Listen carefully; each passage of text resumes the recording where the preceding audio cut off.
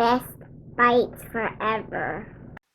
Hey, what's up everyone? Today I have another super simple recipe for you. If you're not already subscribed, go ahead and do so now and let's rock this out.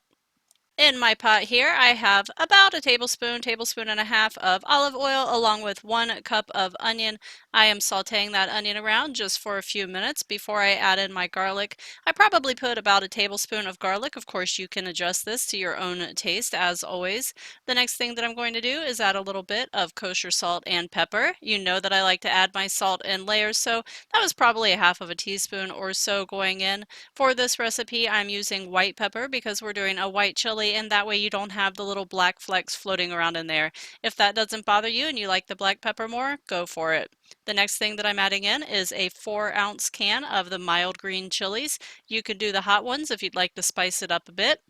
Here I have some chicken thighs that I had cooked in my Instant Pot a while back. I'm just going to put these in here and kind of let them thaw out. This is a great recipe for leftover chicken or like rotisserie chicken or even canned chicken if that's all that you have laying around. If you don't have any chicken laying around at all and you need to cook some, you can put them in the pot at the very beginning and just kind of let them cook along with everything.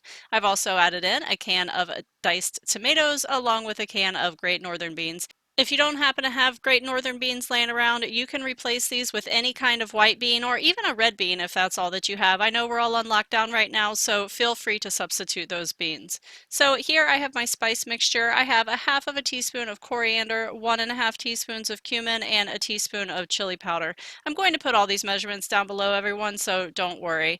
I also added in probably around 8 ounces of water and like half of a bag of frozen corn, so let's say like 5-6 ounces of frozen corn, and 1 can of cream of chicken soup.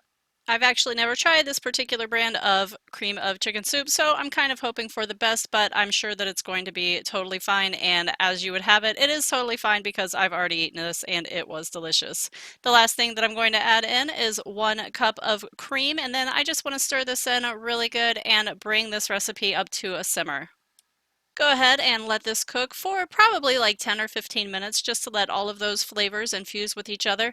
Don't let it come over a simmer. Go ahead and check it for seasoning, salt and pepper, that kind of thing, and decide if you want to make any adjustments. You could also add a little bit of hot sauce if you wanted to, and this is ready to serve.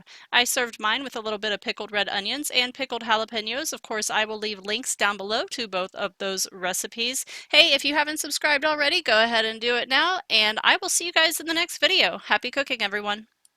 Best bites forever.com.